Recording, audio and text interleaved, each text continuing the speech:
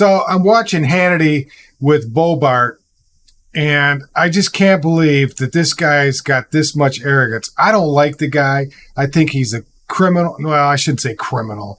I don't know. He's a pawn. That's what I look at. I don't know if he's drawing money from these Congress people, from the Ukrainians. I don't know where he's getting his money at, but somebody's definitely paying this dude off.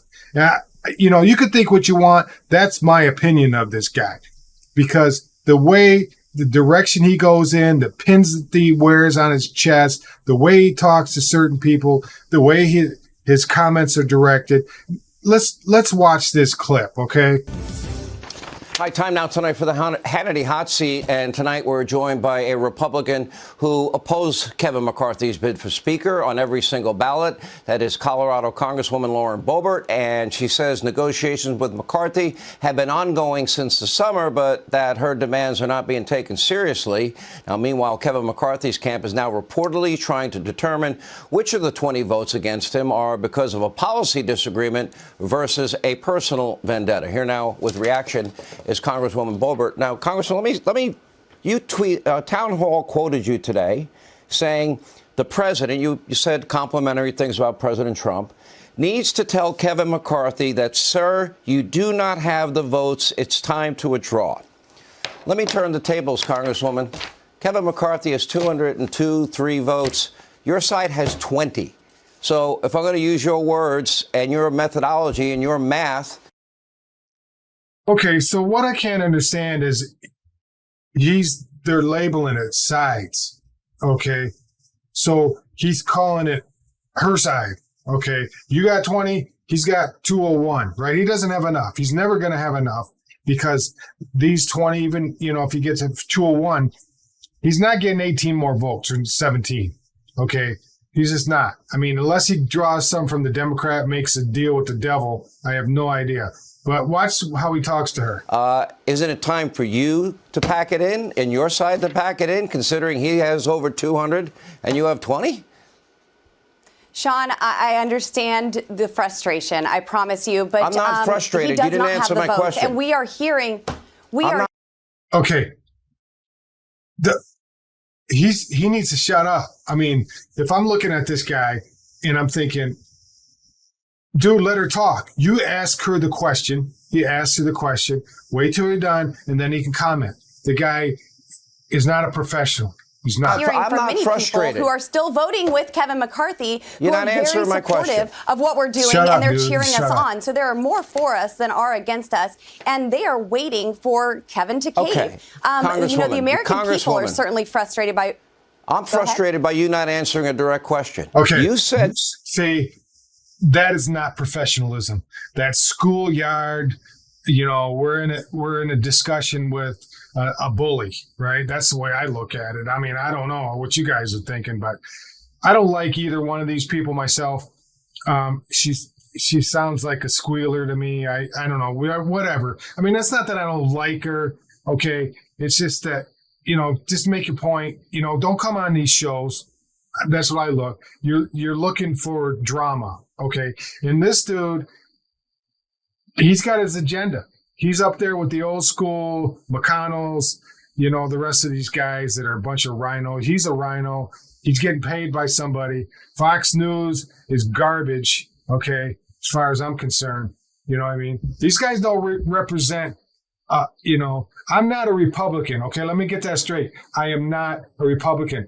They're no different than Democrats. They have their agenda. They're not out for the American people. Once they get into Congress, they're out for themselves. They go from, working at, Wendy's to, 2 years later, got millions of dollars in their bank account, right? So they're all crooks as far as I'm concerned. They might have started out with the intentions of, hey, I'm going to be a good guy. I'm going to help the American people. And then there's that quote, I'm helping the American people while I'm stuffing cash in my pockets. Right? Listen to this. To President Trump. You said earlier today that President Trump needs to tell Kevin McCarthy, you don't have the votes. We need to come up with a Okay, so this is where she is wrong. She is she's over talking to him. Let him finish his point. He wants to make his point. I think it would be better. I listen to a lot of these interviews whether they span from Andrew Tate or anybody else, just be calm, let the person talk, and then when they say something and they overtalk you, you say, excuse me, you asked me a question, let me finish. That's what I would do.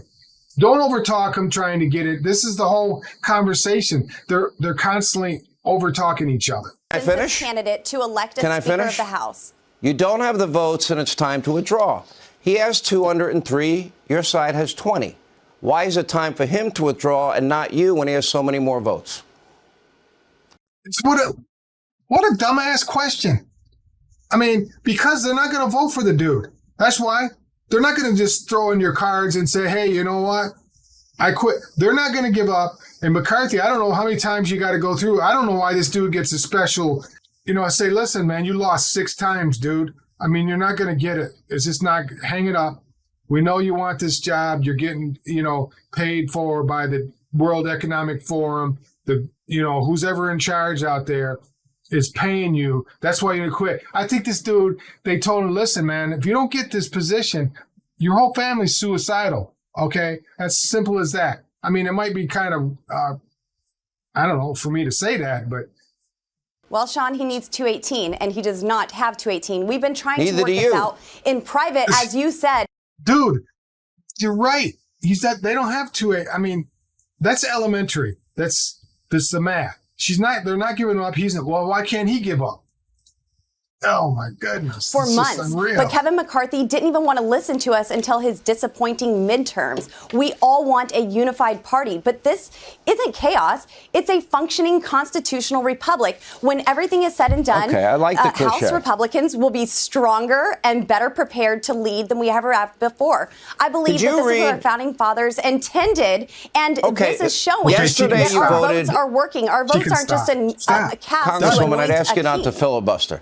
Yesterday you voted and Jim Jordan was your choice. Today it was Byron Donalds who was your choice.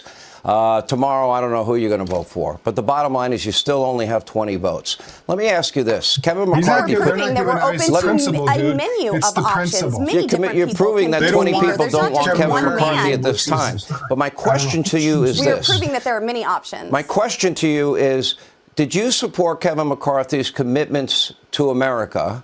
And do you not believe that he's going to follow through on his written promises? Or whoever's running him.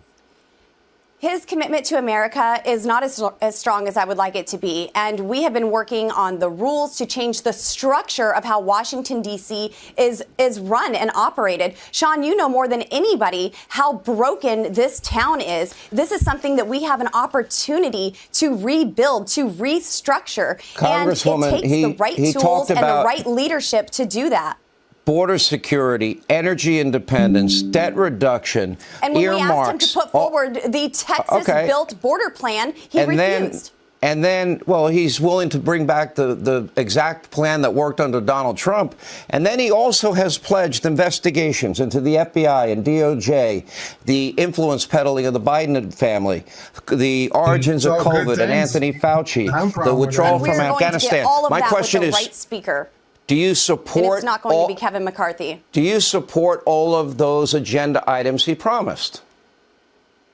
Of course I do, but I do not trust Kevin McCarthy at this point to deliver on those promises, especially when I go into good faith negotiations with him, and then he comes out and lies about what those conversations were, saying that members demanded that's your characterization. He's not here to answer. We want. So let me ask you this. He's already apologized to one member in private because he won't apologize to him in public for spreading lies about that meeting. Here's my question. So you and others fought hard for a motion to vacate, with only 5 Republicans able to trigger that motion. Kevin McCarthy didn't want to give it to you, but he did give it to you in the end. To me, that's kind of an insurance policy. Can I finish? But he didn't all the way. He did not. Wait a minute. Sure. He gave you what you asked for, and one of the things that I've been asking people. See, they're both interrupting each other, and I don't. It might be a debate or an interview, but this is not how you conduct yourself. Let him talk, or on his Hannity side, let her talk and quit talking over each other. I hate when you watch an interview. Just listen, and when you're asked to comment, I'm asking you tonight, who is your final choice for Speaker? And if you can't get more than, let's say, 30 votes, will you follow your own advice that you were asking Donald Trump and withdraw? There are certainly names that are being floated around. And hey, maybe I should nominate President Donald J. Trump tomorrow. But Sean, I did watch your show last night, and I want to set the record straight on this motion. We're going to pick Jim Jordan one day, Donald's the other day, Trump the next day? This motion to vacate, because he did not give us this motion to vacate. I'm showing there's a whole consensus of other candidates that could be nominated. I'm trying to understand how you're thinking here. This motion to vacate, Sean, you need to understand that Kevin McCarthy did not give us my hard red line. He fought for it. And this is a century-old, no, he did not. Shut up, Sean. I know that he made the promise. That was written by Thomas Jefferson. I know he made the promise because 1837 with 5 members, Sean, with 5 members, not one member to offer the motion to vacate. So my question is this. Nancy Pelosi's you haven't answered my question. So if you have... You cannot demand more responsibility. Yesterday you supported Jordan. Today you're supporting Sean. Donald. That's not the way this works. We need a check and a balance on the third in line. Who is your let's have a final answer. Who do you want to be Speaker of the House? Maybe that's for the conference to decide. We need to come together. Who do you want? I'm asking who you want. What does it look like life after Kevin? We need to find somebody who can actually unify the Republican Party. I have offered plenty of names. Let some other folks start offering other alternatives. 203 people, and you have 20. I respect the 20 of you. I respect all of you. But I'm asking you, based on your own words, who is your final? Let's have a final answer. Who do you want? Who will you only support to be Speaker? It's not that hard. I am willing to have conversations with the Republican conference to come up with a consensus candidate. We are offering people right now. It doesn't have to be a member of the Freedom Caucus. It doesn't even have to be a solid conservative. But we have to have those tools in place. Supports McCarthy. So you don't even have a name. Because and we're now going into day 3. Are afraid when you are threatened by committee chairmen to not be placed by steering mitter. Let me ask a final question. Don't have her on there if you get if your final candidate on a committee, and then Kevin McCarthy affirms that, that's a scary place to be. We are here to legislate. We are here to get the country back on track. And when you have people making threats like that, it's difficult to make that decision. Can't stand but we are going to get there. I am fine doing this. We're in day 2. It's okay. The government isn't spending money, sending it to Ukraine, so the American taxpayers are certainly winning. Politically, Congresswoman, you and I agree on most things. We don't disagree on many things. Yes, we do, Sean. And I do have respect for you. And I believe that history will show that I'm on the right side of this, Sean. Well, you can believe you're in your position, but I'm using your words. You said to President Trump, you said, we're very clear. He doesn't have 218, so you need to ask him to withdraw. If by Friday, you and your group of 20 don't have a name with 30 votes, is it time for you to withdraw? And if not, why do you support a double standard? Last question. Kevin McCarthy does not have 218 votes. Kevin McCarthy will not be Speaker. And you have 20. I asked you a very specific question. If by Friday you don't have 30, I will not, Sean. I will not withdraw. Our asks were not petty of Kevin McCarthy. They were not self-serving. We simply were asking for commitments on what the American people want to see. They want to see a vote on term limits, a vote on the Texas border plan to secure the southern border. And for crying out loud, Sean, we asked for a vote on a budget that actually balances. Imagine a Congress that stops spending money that we don't have. We are going to get this right, and we are going to get the right Speaker, Sean. If you only have 30, to be clear, you will not withdraw. 30 is going to be a beautiful number to reach. But you're telling Kevin McCarthy and the 203 people that support him to withdraw because they don't have 218. That's what you're saying. Look, it's obvious by tonight's motion to adjourn that Kevin McCarthy and his supporters are already getting voter fatigue.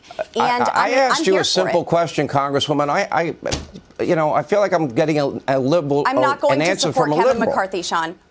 Okay, so even if you only have 30 votes, Kevin McCarthy, you will not abide by what you told President Trump to abide by. I don't believe I will be. I feel like we've made progress. Look, I love President Trump. You're not going to turn me on him. You're not going to pit him against me. Not trying to pit him against you. That's what you said to him. And I am standing. I have You're seen the one the that said broken it to trust. him. I have seen the lack of accountability. Well, we are getting phone calls saying that we need to stop this. Kevin does not have the votes for Speaker. Period. We need to find a consensus candidate, get this right, and get our country back on track. Thanks so much, Sean. I don't know. It's like one of them deals. Like, you fight with these parties, they go back and forth. The Democrats are voting, every one of them, for this Jeffries, excuse me. So the Republicans go back and forth because in the Republican Party, there are so many people looking for handouts, okay? They're not all united against, some of them are left of the party, some are way to the right, some are in the middle, and they're never going to agree to one unless somebody starts giving them, buckets full of cash to their own projects or their own neighborhoods or wherever they come from, right? So that's my opinion. I mean, I got it just like you do, but both of these individuals are definitely out there. That's all I got to say. So you guys have a wonderful day. I'm glad you enjoyed this as much as I did because I like the banner. Okay. I just don't like the sarcasm and the disrespect that both of them showed for each other. But hey, I would do things differently, but that's me. Hey, you guys have a wonderful day, and I will see you, or you'll hear from me, or you'll see me on the next video. You guys have a great day. Bye now.